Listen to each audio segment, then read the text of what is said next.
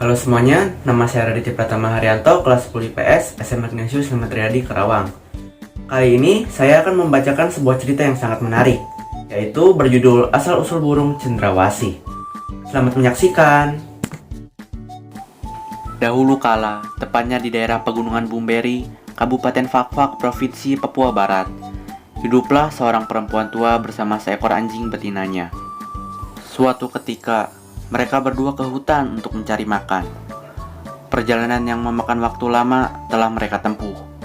Namun, mereka belum juga mendapatkan makanannya. Anjing betina itu merasa lelah karena kehabisan tenaga. Pada keadaan demikian, tibalah mereka berdua pada suatu tempat yang ditumbuhi pohon pandan yang penuh dengan buah. Kemudian, perempuan tua itu mengambilkan buahnya dan memberikannya kepada anjing betina yang sedang kelaparan. Dengan senang hati, anjing betina itu melahap suguhan yang baru saja dipetik. Anjing betina itu merasa segar dan kenyang. Namun, anjing itu mulai merasakan hal-hal aneh di perutnya. Dengan segera, perempuan tua itu mulai memeriksanya dan merasa yakin bahwa anjing betina itu hamil. Tidak lama kemudian, lahirlah seekor anak anjing. Melihat keanehan itu, si perempuan tua segera memungut buah pandan untuk dimakannya. Lalu, ia pun melahirkan seorang anak laki-laki dan ia beri nama Kueya. Setelah Kueya beranjak dewasa, ia mulai membuka lahan untuk membuat kebun. Alat yang dipakai untuk menebang pohon hanyalah sebuah pahat yang berbentuk kapak batu. Karenanya, Kueya hanya dapat menebang satu pohon setiap harinya. Ibunya pun ikut membantu dengan cara membakar daun-daun dari pohon yang telah roboh untuk membersihkan tempat itu, sehingga asap tebal mengepul ke langit. Keduanya tidak menyadari bahwa mereka telah menarik perhatian orang dengan adanya kepulan asap itu. Lalu, ada seorang pria tua yang sedang mengail di tengah laut terpaku melihat suatu asap yang mengepul tinggi ke langit seolah-olah menghubungi hutan belantara dengan langit. Dari mana ya asal asap tebal itu? Siapakah yang melakukannya? Rasa penasarannya mendorong untuk pergi mencari tempat di mana asap itu terjadi. Lalu ia pun segera menyiapkan diri dengan bekal secukupnya dan dengan bersenjatakan sebuah kapak besi. Ia pun segera berangkat. Perjalanannya ternyata cukup memakan waktu. Setelah seminggu berjalan kaki, akhirnya ia mencapai tempat di mana asap itu terjadi. Setibanya di tempat itu, ternyata yang ditemui adalah seorang pria tampan yang sedang menebang pohon di bawah terik panas matahari dengan menggunakan sebuah kapak batu berbentuk pahat. Melihat itu, ia menghampiri lalu memberi salam. Selamat siang. Siapakah kamu? Mengapa kamu membakar hutan di sini? Nama saya Kueya. Saya sedang membantu ibu saya untuk membuatkannya kebun. Karena melihat Kueya menggunakan kapak batu, pria tua itu memberikan kapak besinya kepada Kueya untuk menebang pohon-pohon di hutan rimba itu.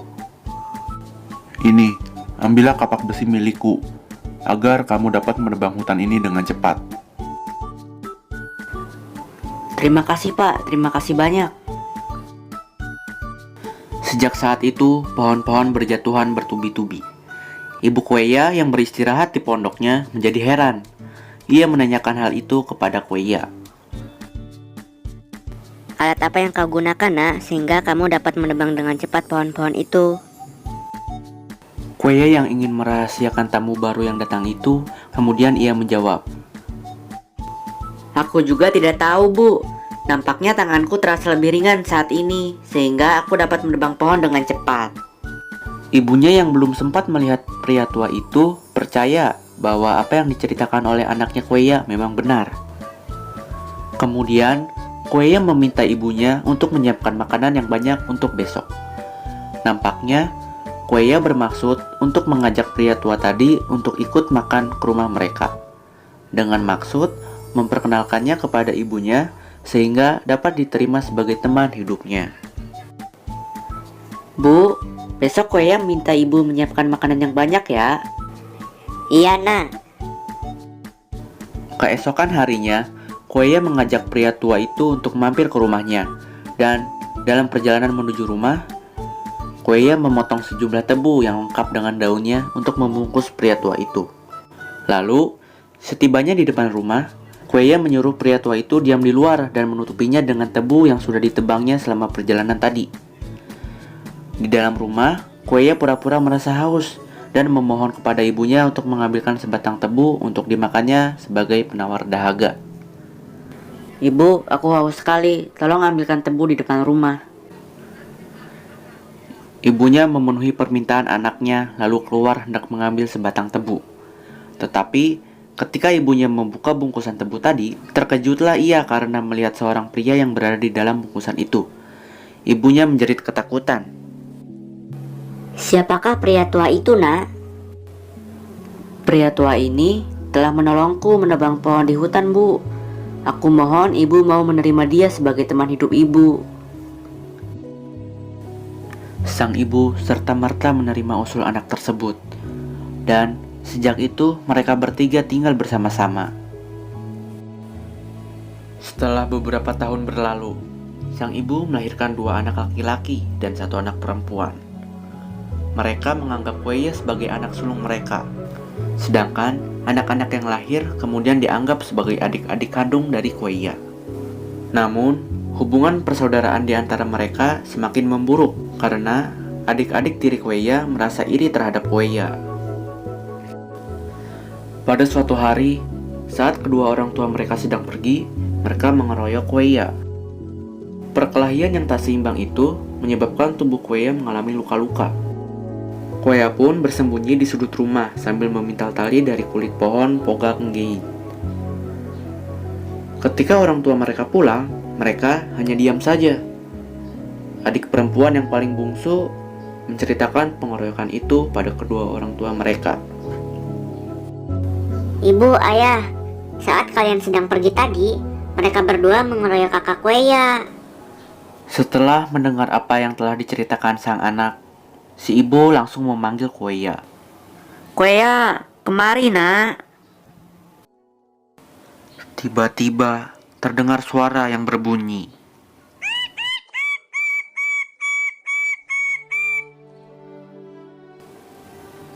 Ternyata suara itu adalah Kueya yang sudah menjelma menjadi burung nan elok dengan bulu-bulunya yang indah. Kueya yang berubah menjadi burung menyisipkan benang pintalannya pada kakinya, lalu meloncat-loncat di atas rumah dan berpindah ke dahan pohon dekat rumahnya.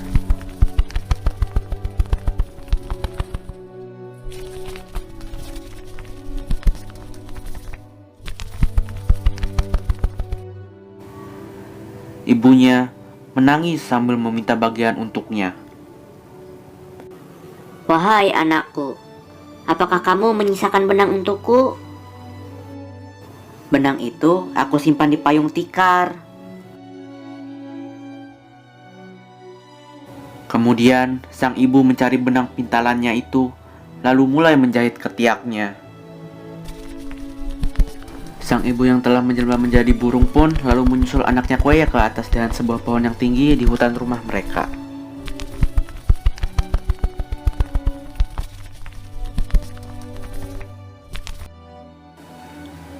Adik-adik Kueya yang menyaksikan peristiwa ajaib itu merasa menyesal.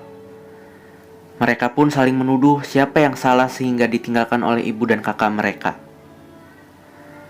Akhirnya, mereka saling melempari satu sama lain dengan abu tungku perapian sehingga membuat wajah mereka menjadi hitam kelabu. Lalu, mereka pun berubah menjadi burung-burung hitam dan terbang meninggalkan rumah mereka.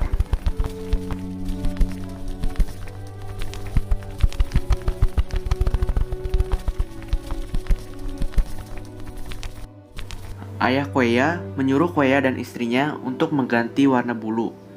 Namun mereka tidak mau. Wahai istri dan anakku, ubahlah bulu kalian agar tidak diburu oleh manusia. Kami tidak mau, ayah.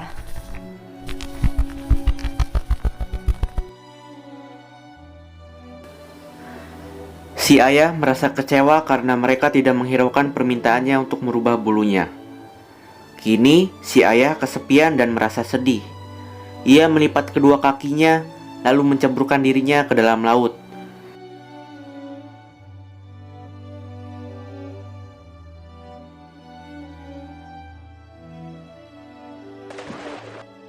dan ia pun dikenal sebagai Kat Dundur, yaitu penguasa lautan. Dan cerita pun tamat. Amanat yang dapat kita ambil dari cerita asal-usul burung cendrawasih adalah perasaan iri dan dengki dapat menjadi sumber permasalahan. Jika saja adik kembar Kueya tidak merasa iri dan tidak mengeroyoki kakaknya, keluarga mereka pasti akan tetap utuh. Sementara itu, kecenderungan orang tua Kueya yang membeda-bedakan perlakuan kepada anak-anaknya sendiri sebaiknya jangan seperti itu, karena hanya akan menimbulkan rasa iri dan dengki antar saudara kandung yang nantinya berakibat pada hubungan yang tidak rukun. Nah, kehati tingkat spesies pada burung cendrawasih dibagi menjadi 13 genus, yaitu 1. Genus Lycocorax, contohnya yaitu cendrawasih gagak. Yang kedua, genus Manucodia, contohnya yaitu Manucodia mengkilap, Manucodia jobi, dan Manucodia trompet. Yang ketiga, genus Paradigala, contohnya yaitu Paradigala ekor panjang dan Paradigala ekor pendek. Yang keempat, ada genus Astrapia, contohnya yaitu Astrapia arfak, Astrapia ekor pita, dan Astrapia stephani. Yang kelima, genus Parotia, contohnya yaitu ada Parotia arfa, Parotia lawes, dan Parotia timur. Lalu yang keenam ada genus Pteridopora, contohnya yaitu cendrawasih panji. Yang ketujuh genus Loporina, contohnya yaitu cendrawasih kerah. Kedelapan genus Petiloris, contohnya yaitu tua cemerlang, tua timur, dan tua surga. Yang kesembilan genus Epimachus, contohnya paruh sabit kuri-kuri, paruh sabit coklat, dan paruh sabit paruh hitam. Yang ke-10 genus Cicinurus, contohnya cendrawasih belah rotan, cendrawasih botak, dan cendrawasih raja. Yang ke-11 genus Semioptera, contohnya bidadari halmahera. Dan yang terakhir yaitu genus Paradisea, contohnya yaitu cendrawasih kuning kecil, cendrawasih kuning besar, dan cendrawasih merah. Klasifikasi ilmiah dari burung cendrawasih yaitu Regnum animalia, filumnya Chordata, klasis Aves, ordonya Passeriformes, familia Paradisaeidae, dan yang genus ada Lycocorax, Manucodia, Paradigala, Astrapia, Parotia, Pteridopora, Loporina, Petiloris, Epimachus, Cicinurus, Semioptera, Seleucidis, dan Paradisea. Keunikan dari burung cendrawasih yaitu burung cendrawasih memiliki warna yang indah dan tingkahnya yang lucu memikat setiap orang yang melihatnya. Bulunya yang terdiri dari beragam warna serta gayanya yang lain daripada yang lain saat menarik perhatian lawan jenisnya. Pantas saja burung ini dijuluki sebagai burung surga. Kegemarannya melayang-layang di udara dan jarang menyentuh tanah. Saat mengerami telurnya pun, burung ini melakukannya di atas pohon. Kombinasi pada bulunya sangat unik dan matching, sehingga menghasilkan kolaborasi warna yang sangat indah dan menawan. Ukurannya yang berbeda, berat, dan ciri khas yang dimiliki burung cendrawasih ini tidak sama dengan kebanyakan burung pada umumnya.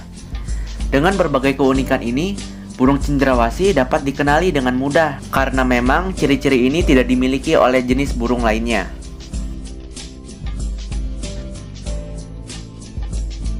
Keindahan burung ini berada pada posisi yang sangat rawan, karena keberadaannya yang sudah hampir punah. Sangat disayangkan sekali bukan jika burung ini sampai benar-benar punah? Perlu adanya pelestarian dari burung surga ini dengan cara yang pertama, membuat penangkaran. Yang kedua, memberikan perawatan yang terbaik. Yang ketiga, melakukan perkembangbiakan. Yang keempat, mencegah perburuan liar. Dan yang terakhir, menjaga habitat burung cendrawasih. Berikut adalah referensi yang berhasil saya kumpulkan. Demikian sekelumit tentang burung cendrawasih. Semoga bisa bermanfaat untuk kita semua. Sekian dan sampai berjumpa lagi.